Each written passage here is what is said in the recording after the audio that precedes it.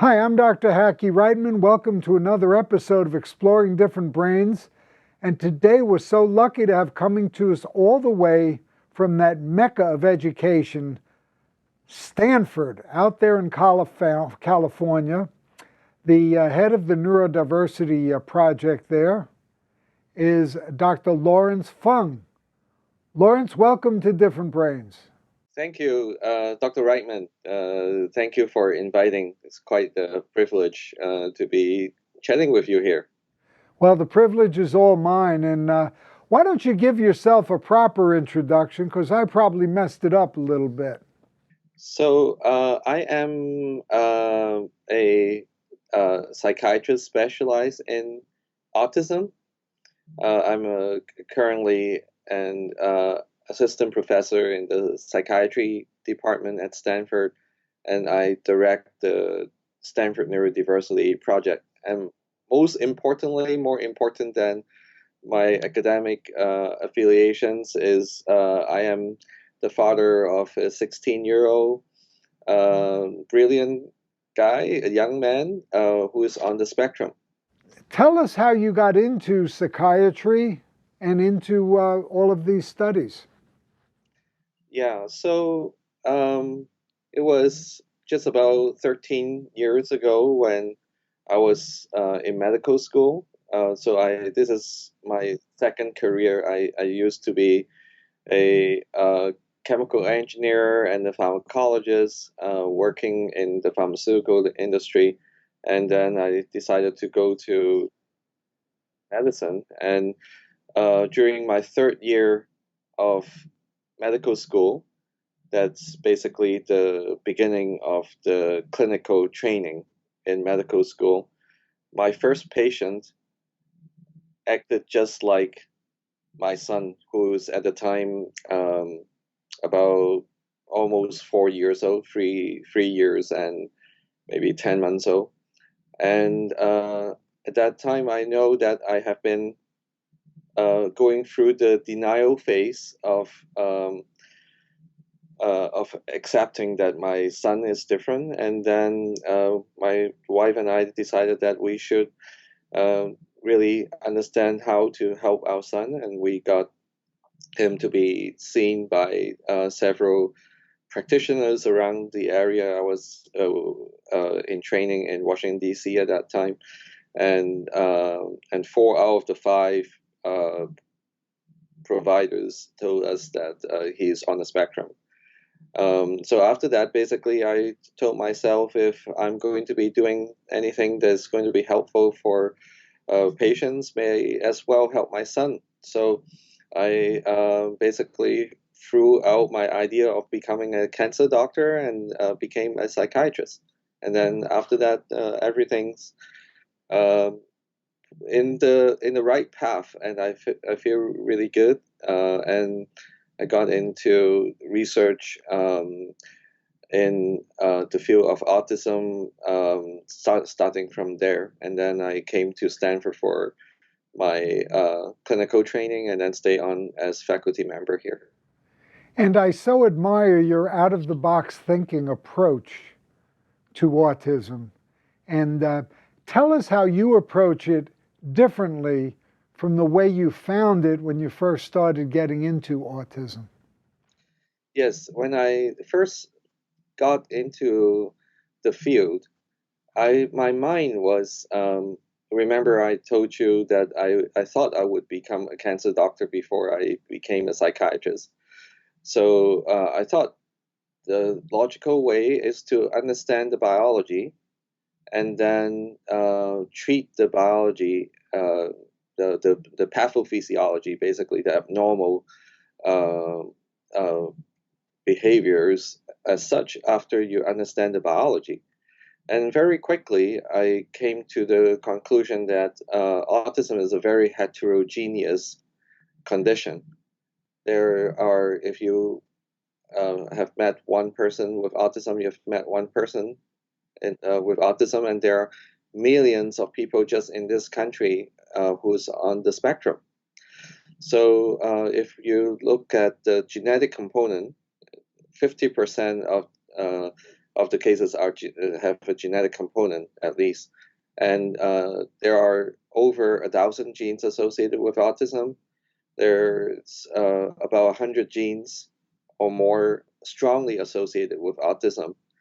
So to understand the biology is very, very daunting, and to get the treatment to be suitable for that biology is even more daunting. So basically, I told myself I should be trying to look for themes, and I look into understanding the biology using the idea of excitation, inhibition, imbalance in the brain, and that got me some traction. And I study the imaging using molecular imaging approaches, and um, and then I thought that this will be the way to go, and then the last few years, what I found is that even that is not fast enough. I and I saw the examples that people that work in now SAP and other companies that have autism at work program, and I saw them as people that are in this autism at work program blossoming in the companies, that and they are doing great work. Before that, they were not even given a chance. So I thought this is really something that can really help people like my son, to basically give them opportunity to build their identity based on their strengths and interests rather than their diagnosis.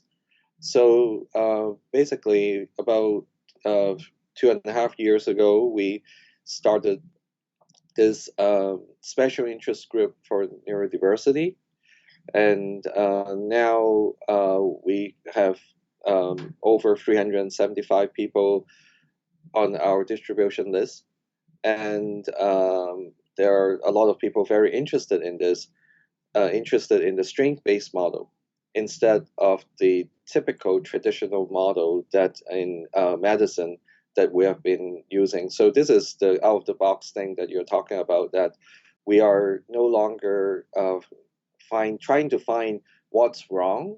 We are trying to find the strengths and interests, and try to really help neurodiverse individuals build their identity based on their strengths and interests.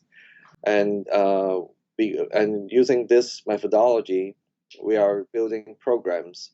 We have a neurodiverse student support program that we just launched last summer.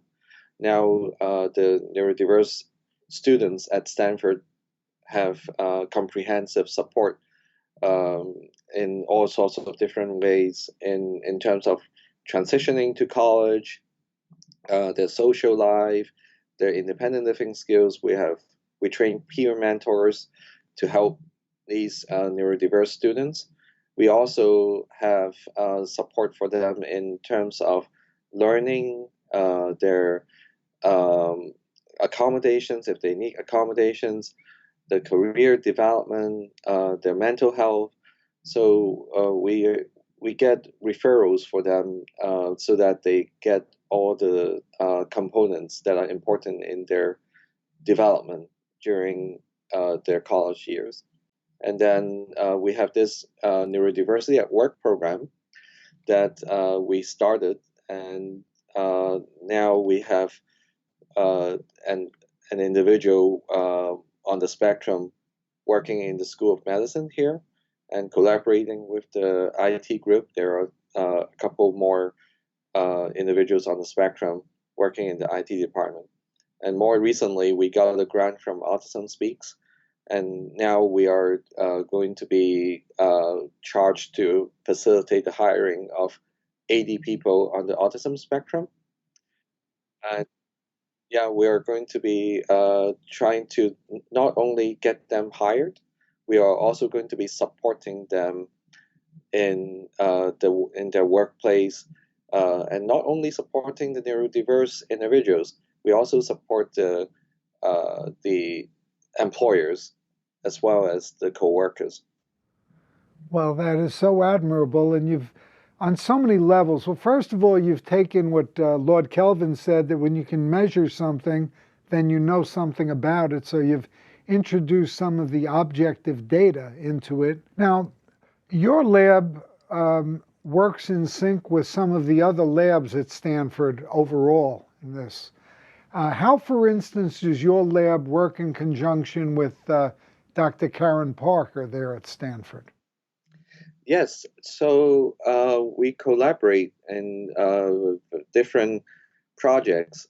She is a very established investigator on the oxytocin biology and vasopressin biology. What she has found is the use of vasopressin as an agent that can be nasally administered, and in a relatively small study,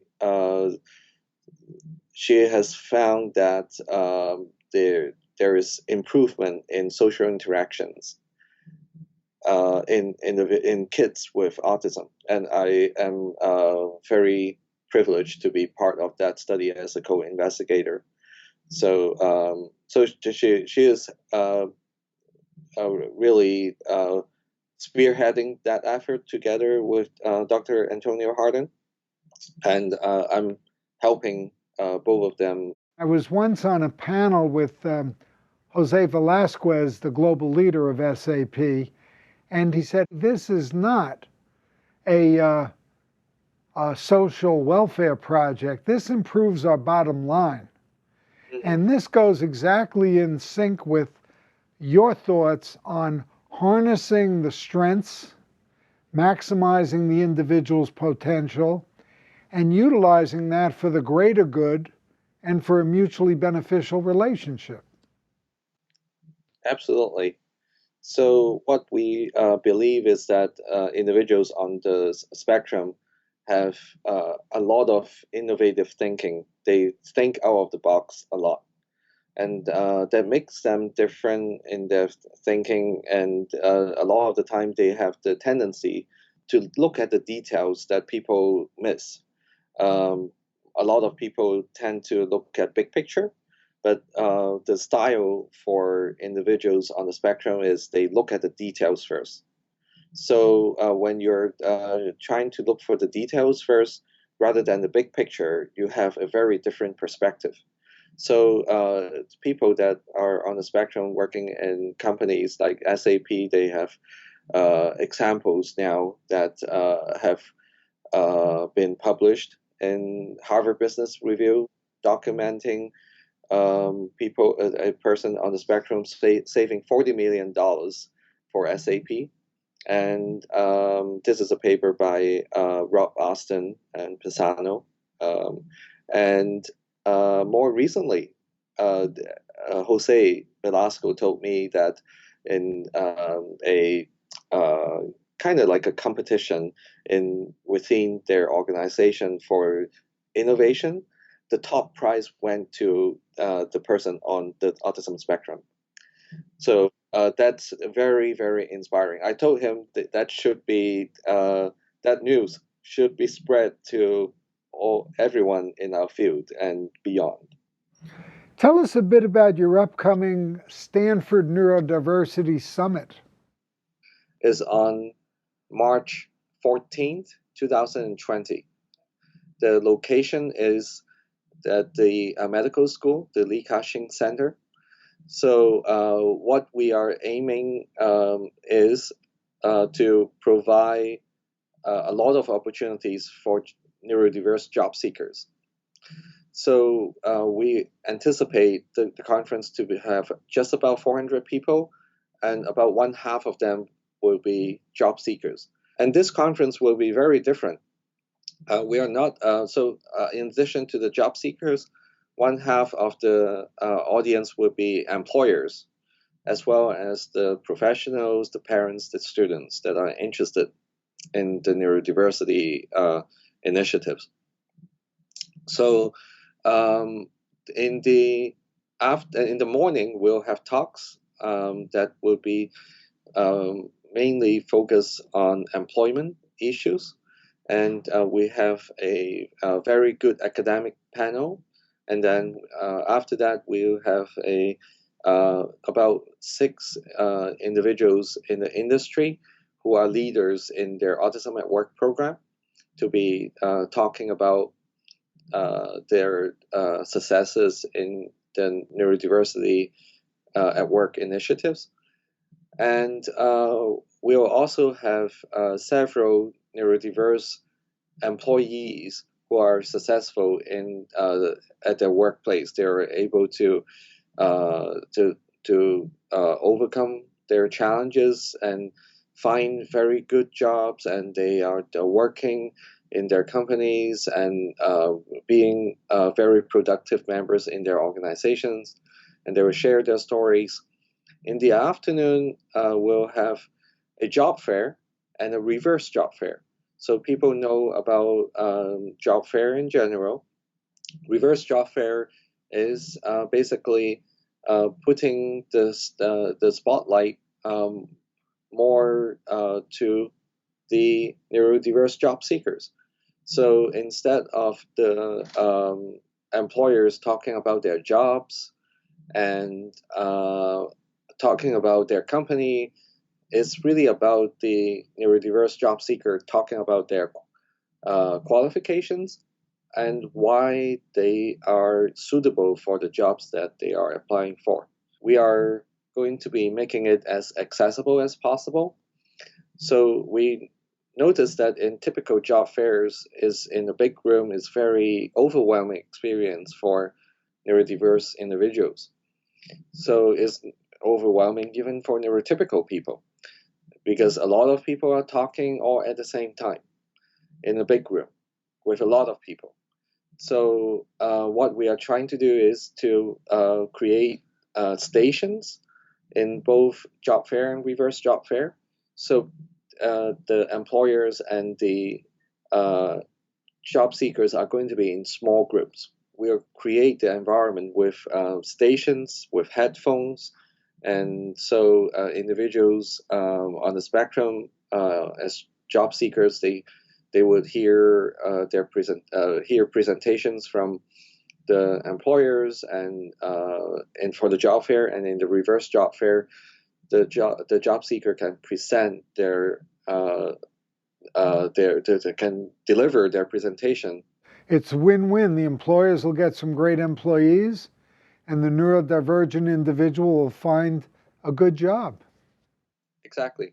And we also will have breakout sessions concurrent to the job fair and reverse job fair for those individuals that are not job seekers. So if you are a student interested in neurodiversity, or a neurodiverse student yourself, or a parent, or some professional that's interested in neurodiversity, there are breakout sessions for all of those individuals. So we have a session for K through 12 issues, one session for college students, and one session for mental health. And also we have a session focused on teaching neurodiverse individuals on various job skills. Well, certainly the job skills, the interview, to get by the interview is a major hurdle, first of all, too. And I've seen some of the virtual reality training for interviews. For instance, they have at the Dan Marino Foundation down here to prepare for the interviews. But many of the companies, I'm glad to see, are getting away from the standard interview for our neurodivergent individuals. Yes. Yeah. So what we are also trying to do in our program is to make sure that the interaction between employer and the candidate are focused on what matters. So really, what matters is the technical aspect a lot of the time. So what we encourage the employers to do is to really change their job posting so that it's going to be focused on what's really some technical requirements that they need for the employee to work on, and in turn, for the job seeker or the candidate, we we tell them that this is going to be the focus, and we train uh, the managers and the co-workers to interview the individuals to focus on all of that instead of using open-ended questions like "Tell me about yourself," "Tell me about your 5-year plan," and "Tell me about your strengths and weaknesses," and all that. So all of those open-ended questions are banned, and then they are going to be focusing on the questions that are really about the match.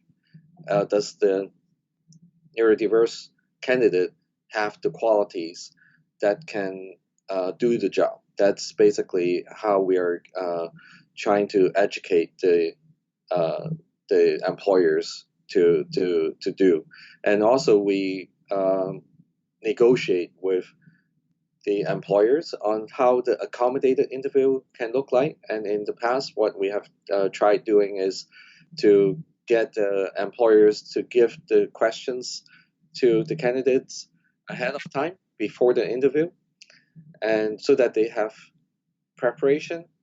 And in turn, the candidate also give the employers and the coworkers the questions ahead of time, so there is reciprocity. So yeah, so this way we successfully got people hired, and people that are heading in initially as an intern, now they're offered the full-time positions. So so definitely the accommodated interview is working. The new hiring process for neurodiverse individuals is working. Nicely done. Nicely done. Lawrence, how can our audience learn more about you and your work? Yeah, so what you can do is for Stanford Neurodiversity Project related work, you can Google Stanford Neurodiversity, and then you go right to the page for Stanford Neurodiversity Project, and there are several different programs that we are running right now, and it's fairly self-explanatory at the top of the website. So if you're interested in student support, is there. The Neurodiversity at Work program is there. If you're interested in the conference, at the top right-hand corner, there is a button for Neurodiversity Celebration Week. You click there, and then you get to the page for the Stanford Neurodiversity Summit, and then you can register through there.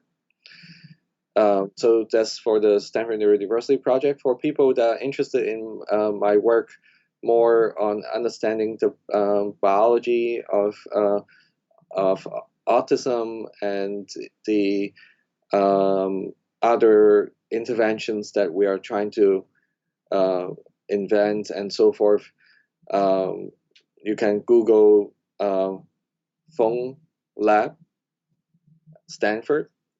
You should be able to find our lab page pretty easily. Lawrence, is there anything we have not covered that you'd like to cover today? Well, what I want to say is uh, neurodiversity is really um, for everyone, and everyone has something that's different about them, and the uniqueness of each individual has to be celebrated. So the more that we think that way, the more potential each and every one of us will be able to achieve more. And for the society, it's going to be better. More people are going to be meeting their full potential. So we do need culture change. So we need everyone to be taking a little bit of a different step, maybe, to get this going. So this is a movement that will be helpful for everyone. So if everyone chips in a little bit, the movement is going to be going faster than the old movements that have been going on for a little while. So I encourage practically everyone to think about neurodiversity, and especially if you are in a position of power that can change environment, think about spreading the word at your level, because if you are in leadership positions, you have the responsibility to make a better environment for the people around you. So this is additional thing that I want to say. Well, that's a great segue to say, Dr. Fung, the head of the Stanford Neurodiversity Project, we hope you'll come back again to Different Brains. This has been very educational, and we want you to keep up the good work, because society needs to understand and embrace neurodiversity for the benefit of all of us. Thank you so much for all you do. Thank you so much. This is quite a journey. I see myself as a vehicle of this movement, and I'm just very humbled by being able to be up close to witness this movement. And thank you for the opportunity to speak with you, Hacker. It's wonderful. Thank you very much. We'll see you again real soon, I hope. Thank you. Thank you.